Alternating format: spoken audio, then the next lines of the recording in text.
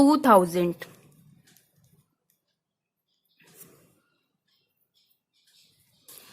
Hema traders दोबारा से क्या हो रहा है, डेबिट। ठीक है, हेमा ट्रेडर्स डेबिट हो रहा है। हेमा ट्रेडर्स के डेबिटेड साइड जाएंगे। जनरल एंट्री में कौन सा अकाउंट क्रेडिट हो रहा है, कैश अकाउंट। ठीक है, हेमा ट्रेडर्स के डेबिट साइड लेजर पोस्टिंग में, हेमा ट्रेडर के लेजर अकाउंट में डेबिट साइड कौन सा अकाउंट क्रेडिट हो रहा है, कैश, टू कैश अकाउंट। कितने से हो रहा है, 40,000 से। इसी तरह से अब ये जो अकाउंट है कैश अकाउंट, इसमें लेजर पोस्टिंग करेंगे, सॉरी इसमें लेजर पोस्टिंग करेंगे। कैश अकाउंट की लेजर पोस्टिंग करते समय कैश अकाउंट के किधर जाएंगे हम, क्रेडिट साइड जाएंगे। लेजर पोस्टिंग करते टाइम जनरल एंट्री में कौन सा अकाउंट डेबिट हो रहा है, हेमा ट्रेडर्स। हेमा ट्रेडर्स का नाम लिख देंगे हम पर्टिकुलर कॉलम में 40,000 से। डेट कौन सी है, अप्रैल 23। आगे है पोस्टेज एक्सपेंसेस। पोस्टेज एक्सपेंसेस क्या हो रहा है, debit. Postage expenses, postage expenses के डेबिट साइड जाएंगे हम।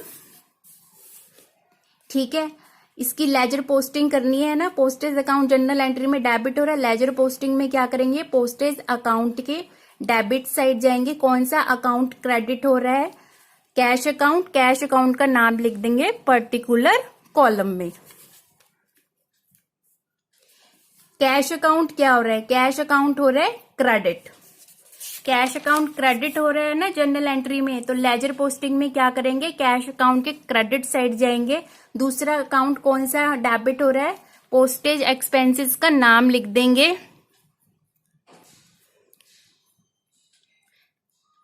नाम लिख देंगे क्योंकि ये डेबिट हो रहा है पर्टिकुलर कॉलम में। कितने से हो रहा है, 100 रुपीज से। इसी तरह से salary account. Salary account general entry में डेबिट हो रहा है ना, तो सैलरी अकाउंट की जब हम लेजर पोस्टिंग करेंगे तो क्या करेंगे, सैलरी के लेजर अकाउंट में डेबिट साइड जाएंगे। क्या लिखेंगे, किस अकाउंट का नाम लिखेंगे, जो अकाउंट जनरल एंट्री में क्रेडिट हो रहा है वो कौन सा है, कैश अकाउंट। कैश अकाउंट का नाम लिख देंगे पर्टिकुलर कॉलम में 4,000 से। यहाँ परचेज रिटर्न का अकाउंट रह गया है। परचेज रिटर्न यहाँ हो रहा है क्रेडिट। परचेज रिटर्न अकाउंट में जब लेजर पोस्टिंग करेंगे तो हम क्या करेंगे, परचेज रिटर्न के अकाउंट में जाएंगे credit side by Hema traders. Hema traders क्यों लिखा, क्यों जनरल एंट्री में हेमा ट्रेडर्स अकाउंट क्या हो रहा है, वो डेबिट हो रहा है, उसका नाम पर्टिकुलर कॉलम में आएगा। वो 2000 अप्रैल 22। ठीक है, ये सारी जर्नल एंट्रीज हो गई हैं। अब हम इसकी करेंगे बैलेंसिंग। एक जर्नल एंट्री जो है वो रह गई थी गुप्ता ट्रेडर्स में, तो हमने रिकॉर्ड कर दी थी लेजर पोस्टिंग में। पर सेल्स में, सेल्स की जो जर्नल एंट्री थी, सेल्स जो है वो क्या नाम है, सॉरी सेल्स जो है वो क्रेडिट हो रही थी ना, तो सेल्स की जब हम लेजर पोस्टिंग करेंगे तो सेल्स अकाउंट के क्रेडिट साइड जाएंगे। हम लिखेंगे बाय गुप्ता ट्रेडर्स। ये आ जाएगा 12,000। अब हमें करनी है सबकी टोटलिंग।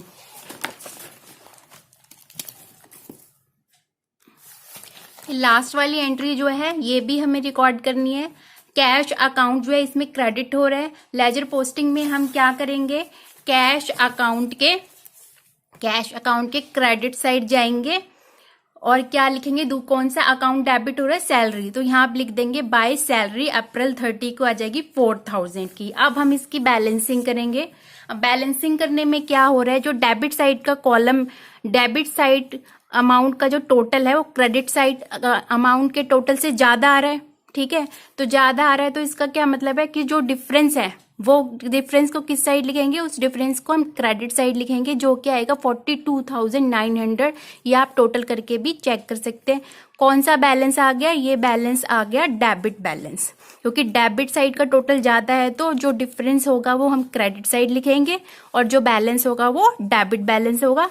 और जब नेक्स्ट मंथ स्टार्ट होगा तो लिखेंगे 1 मई टू बैलेंस ब्रॉट डाउन 42,900।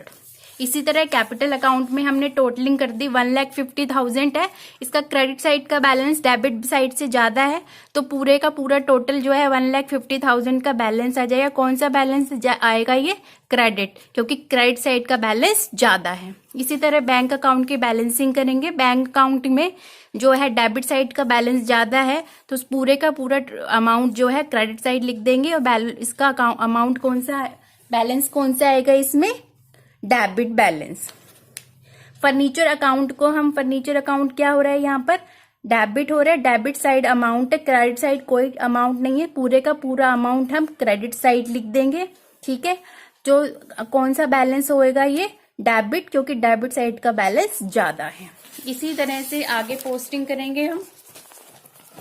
आगे पोस्टिंग करनी है हमें परचेजेस अकाउंट में। परचेजेस अकाउंट में क्या हो रहा है, परचेजेस अकाउंट में कोई बैलेंसिंग डिफरेंस नहीं है, डेबिट साइड और क्रेडिट साइड दोनों साइड का जो टोटल है वो इक्वल आ गया है, तो ये इक्वल हो जाएगा 72,000 से, इसमें कोई बैलेंस आएगा ही नहीं। सॉरी, जो परचेजेस अकाउंट है उसमें डेबिट साइड का कॉलम और क्रेडिट साइड का टोटल लगाएंगे। डेबिट साइड का टोटल हमारा ज्यादा आ रहा है, क्रेडिट साइड पे कुछ भी नहीं है, पूरे का पूरा टोटल कहाँ लिख देंगे, क्रेडिट साइड पे। और बैलेंस कौन सा होगा परचेजेस अकाउंट का, डेबिट बैलेंस होगा।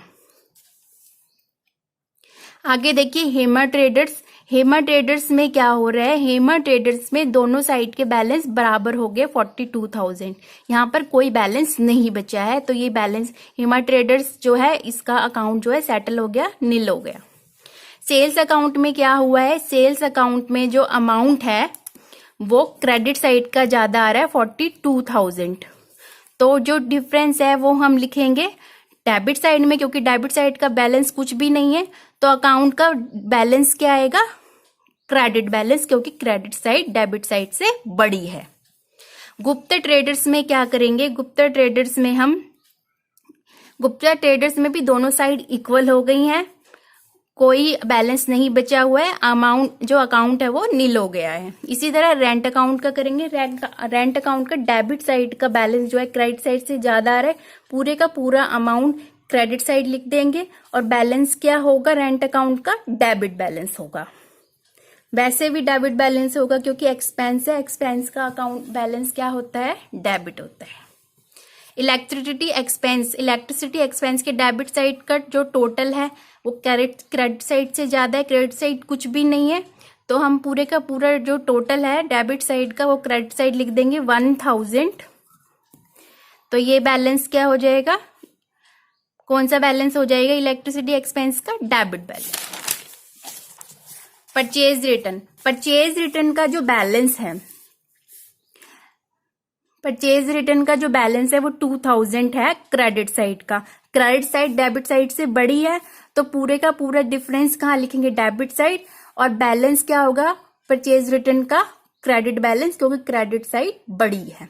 इसी तरह पोस्टेज एक्सपेंसेस का लिखेंगे। पोस्टेज एक्सपेंसेस का कौन सा बैलेंस है, डेबिट साइड बैलेंस है, क्रेडिट साइड कुछ भी नहीं है, तो हम क्या करेंगे, पूरा का पूरा जो डिफरेंस है क्रेडिट साइड लिख देंगे बाय बैलेंस कैरिड डाउन। ठीक है, और जो बैलेंस है वो कौन सा बैलेंस होगा, इसका डेबिट बैलेंस होगा, क्योंकि डेबिट साइड जो है वो क्रेडिट साइड से बड़ी है। और नेक्स्ट मंथ में क्या करेंगे, 1 मई को टू बैलेंस ब्रॉट डाउन, और यहाँ पर कैरिड डाउन लिखा जाता है। सैलरी अकाउंट का क्या करेंगे, सैलरी अकाउंट का डेबिट साइड बैलेंस है और क्रेडिट साइड पे कोई बैलेंस नहीं है, पूरे का पूरा अमाउंट हम क्रेडिट साइड पे लिख देंगे। डेबिट साइड क्रेडिट साइड से बड़ी है, तो सैलरी अकाउंट का बैलेंस कौन सा होगा, डेबिट बैलेंस होगा। आई होप आपको ये प्रैक्टिकल प्रॉब्लम समझ में आई होगी। मिलेंगे नेक्स्ट वीडियो में। Thank you.